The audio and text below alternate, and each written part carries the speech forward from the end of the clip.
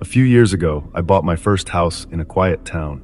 It was an older two-story colonial, nothing fancy, but the price was right, and it came with a decent-sized yard. After renting apartments for years, finally having my own place was amazing.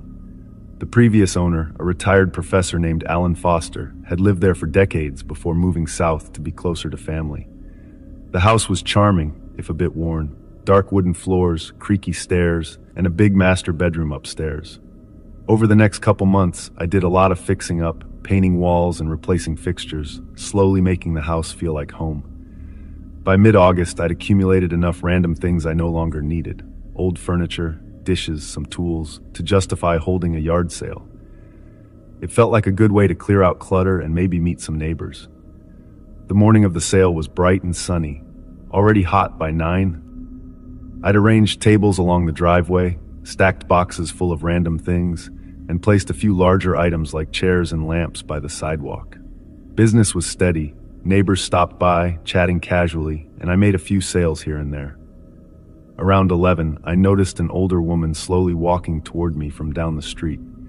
She wore a faded floral dress and had gray hair neatly pinned back. She stood out simply because I'd never seen her around before. And Dover was small enough to notice strangers. She didn't look at the tables or boxes. Instead, she came straight to me, pausing to study the house behind me with a thoughtful gaze. "You live here now?" she asked, her voice soft and raspy. "Yeah," I replied, feeling oddly unsettled by her stare. "Moved in a few months ago." She nodded slowly, still staring at the house. "I used to babysit the kids who lived here, a long time ago." She turned her eyes back to me, clear but distant. "You should really check under the floorboards in the master bedroom. Not everything was found." Before I could even ask what she meant, she turned around and began walking away, as if she'd said all she needed to say. I called after her, but she didn't even glance back.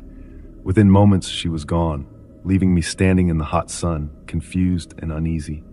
The rest of the sale passed quietly, but her words stuck with me. That evening, after everyone had gone and I'd cleaned up, I couldn't shake what she'd said. Not everything was found. What did that even mean? Curiosity eventually got the better of me. Upstairs, in the master bedroom, I started tapping my feet across the hardwood floor, listening for anything unusual. After several tries, I reached the closet. The floorboards there sounded hollow compared to the rest of the room. I hesitated, then knelt down and gently pressed against the boards. Sure enough, one of them lifted slightly, loose enough to pry open by hand. My pulse quickened as I pulled up the board. Beneath it, covered in a thin layer of dust and insulation fibers, was a small bundle wrapped in dark cloth. My heart pounded harder. I hesitated again, fingers trembling slightly before finally reaching in and carefully pulling it out. It was heavier than I expected. The cloth felt brittle and old. Nervously, I unfolded a corner, only to see what looked unmistakably like small bones tucked inside. They weren't large, but clearly not something you'd find by accident. Someone had intentionally hidden these. I quickly put the bundle down, my heart racing now. Who hides bones beneath floorboards?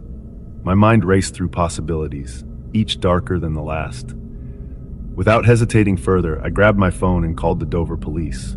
They arrived within half an hour. 2 officers carefully took photographs, bagged the bundle, and searched further beneath the boards, finding nothing else. They asked questions, when I moved in, if I'd ever met the previous owner personally, but I had few answers. Days passed before the police finally called with an update. They assured me the bones weren't human. Tests confirmed they belonged to an animal, likely a small dog or cat. The bones were old, at least 30 years, maybe longer. Strange, yes, but apparently not criminal. There wasn't much else they could do. I thanked them and tried to forget about it, but I couldn't. I called the previous owner, Alan Foster, just to ask if he knew anything. He seemed genuinely confused, saying he had no idea about bones or the floorboards, and sounded unsettled himself. He ended our call quickly. It left me even more disturbed. I checked town records, looking for clues. The house had changed hands several times over the years, owners moving in and out frequently until Foster had settled there. But nothing suspicious, nothing unusual beyond normal sales and moves. I kept waiting for the old woman to return, hoping she'd explain, but she never did. None of my neighbors recognized her description. She was a complete mystery, just another loose end. Nearly a year later, those bones still bother me. Why hide animal bones beneath floorboards? Why did the woman know about them, and why did she bother telling me? But more troubling than any of those questions were her words, the ones I couldn't shake, no matter how hard I tried. Not everything was found. If those bones weren't what she meant, then what else could be hidden here beneath my feet, in the shadows of this old house? Before we dive into the next story, if you're visiting our channel for the first time, don't forget to hit the subscribe button and turn on the bell icon to stay updated with our upcoming scary stories. Your support means the world to us, so please share these stories with your friends and family. Thanks.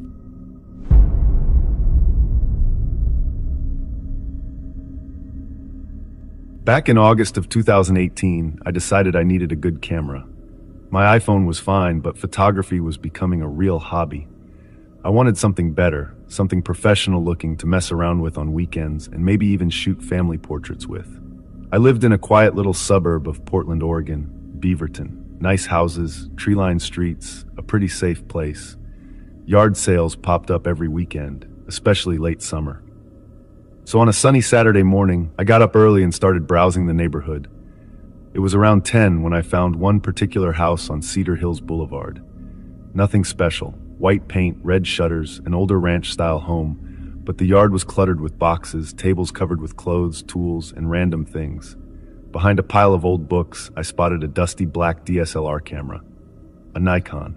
Decent model, just older. The woman running the sale was probably late 40s, tired-looking, sipping coffee from a chipped mug. When I asked about the camera, she gave me a weird look. It belonged to my ex-husband, she mumbled, eyes down at her coffee cup. Just take it. $20 is fine. I want it gone. $20 for a Nikon DSLR? Easy choice. I handed her the cash, said thanks, and drove home feeling pretty good about my luck. The camera was dusty, but otherwise looked perfect. At home, I cleaned it off, charged the battery, and turned it on. The memory card inside was still loaded with photos. Hundreds of them. My curiosity kicked in immediately. I started scrolling through the images, sitting on my sofa with the late morning sun shining through the windows. Most of the pictures seemed pretty normal. Vacations at the coast, a cute dog playing fetch, family barbecue. Then slowly, the photos got darker. At first, I thought the camera settings were wrong, or maybe the photographer was testing shots. But something felt off. There were pictures of someone's backyard at night, grainy, shadow-filled images taken through branches and fences. Next were zoomed-in shots of a porch with patio furniture arranged neatly. I felt uneasy. These weren't normal photos. These looked secretive, like surveillance. I kept clicking through. My heart started beating a little quicker.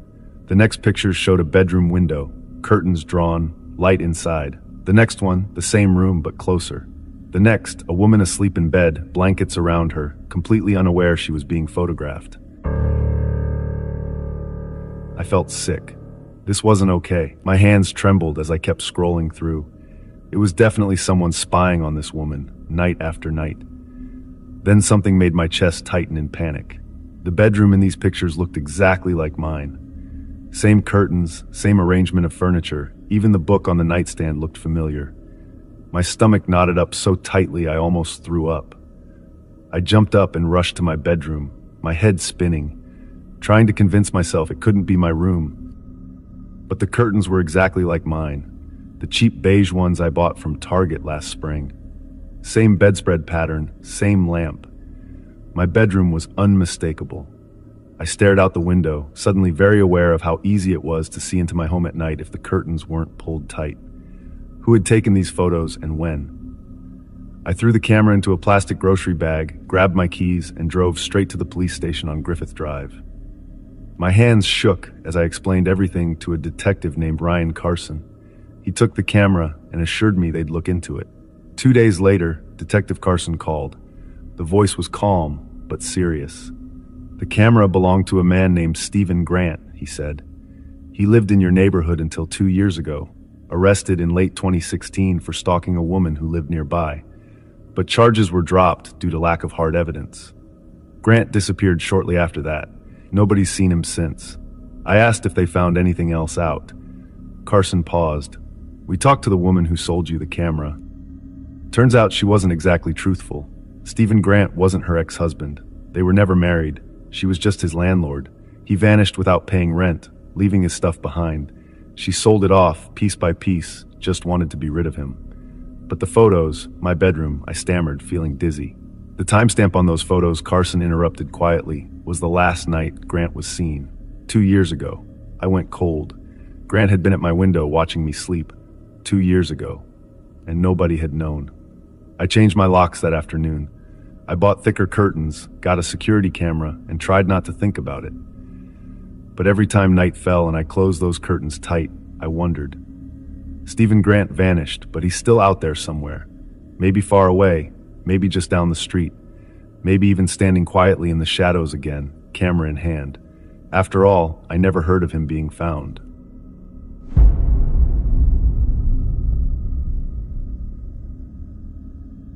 Last July, my wife Melissa and I decided to hold a yard sale at our home in Lancaster, Pennsylvania. Melissa's grandfather had recently passed away, leaving us with an attic full of antiques and old furniture. The plan was simple: sell what we could, donate the rest, and reclaim our living space. The morning of the sale began quietly. Neighbors drifted in and out, browsing tables filled with vintage lamps, old records, and dusty picture frames. A few antique collectors stopped by, politely asking questions and negotiating prices. Everything was ordinary, at least until about noon. An older man, probably in his mid-60s, approached our tables silently. He wore a worn denim jacket, had thinning gray hair, and carried himself stiffly. Unlike most customers who casually chatted, this man said nothing. His eyes quickly scanned our offerings, landing sharply on a pair of antique binoculars. They had belonged to Melissa's grandfather, probably from the 1940s, leather-bound and remarkably well-preserved. Without a word, he picked them up, turned them over carefully, inspecting every detail. His hands trembled slightly. I tried engaging him, offering a bit of history, but he remained silent. Instead, he reached into his pocket, pulled out cash, handed me the exact asking price, and walked away briskly. We watched him leave, slightly unsettled, but shrugged it off as eccentric behavior. Yard sales attract all kinds, after all. We forgot about him until the following weekend. It was a Sunday evening, around twilight. Melissa was washing dishes while I prepared dinner. Glancing out the kitchen window, I noticed movement in our backyard near the fence line. At first, I assumed it was an animal, but when I focused, I saw clearly. It was a man standing quietly among the shadows of our garden, looking directly at our house through binoculars. My heart jumped. It took only seconds to realize it was the same man who had bought Melissa's grandfather's binoculars. Without thinking, I rushed to the backyard, shouting loudly. Melissa closed behind me. But as soon as the man heard us, he bolted toward the back fence, swiftly disappearing into the dusk. We stood silently, hearts pounding, staring into the empty darkness. We debated calling the police, but ultimately convinced ourselves it was just a bizarre incident. Perhaps he lived nearby and was simply strange or confused. Days passed quietly again, but the uneasiness remained. A quiet anxiety we never fully discussed. It lingered in our routines, subtly altering the sense of safety we'd always taken for granted. The following Thursday, I was working a late shift at the office. My phone had been set to silent mode, buried under paperwork on my desk. Around 10:30, preparing to head home, I glanced at my phone and froze in disbelief.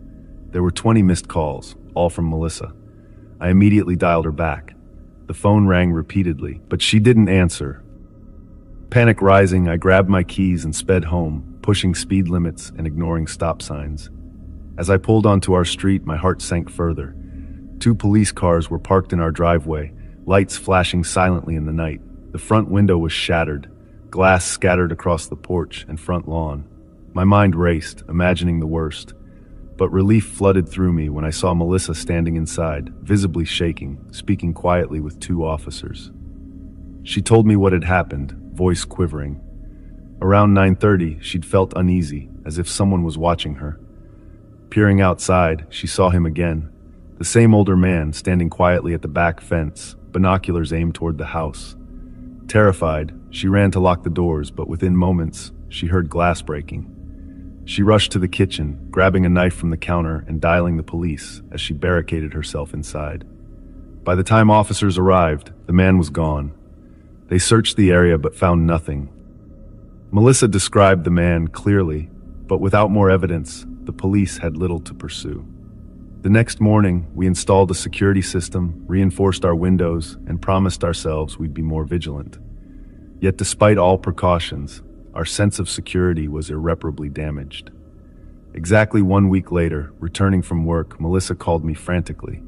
She'd discovered a ladder leaning against the side of our house, placed carefully beneath the second-story bedroom window. Nothing appeared disturbed inside, but the implication was clear.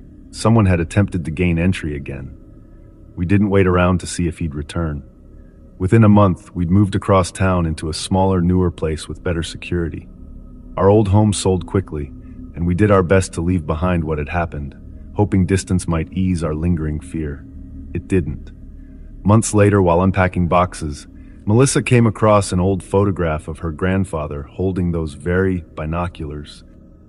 She turned it over in her hands, lost in thought, and asked softly, almost to herself, "Why those binoculars?" Only then did a chilling thought cross my mind clearly for the first time. What if the man hadn't been interested in the binoculars themselves, but rather the view they provided? Maybe he'd bought them specifically because they'd belonged to her grandfather, knowing exactly who we were. Perhaps he'd been watching us far longer than we realized, hidden quietly in the background, waiting patiently for an opportunity we could never fully understand. The worst part is, we'll probably never know the truth.